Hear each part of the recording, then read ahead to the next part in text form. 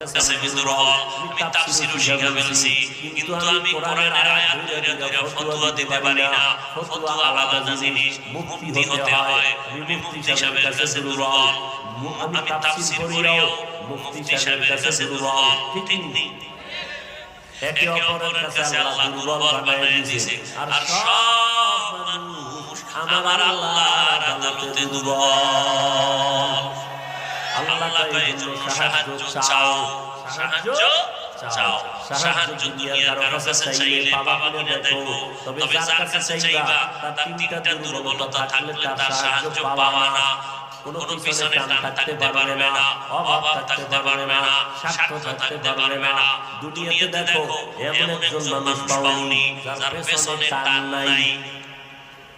পিছনে কি নাই টান নাই এমন একজন মানুষ আছে প্রত্যেকটা মানুষের পিছনে কি আছে টান যদি ভাই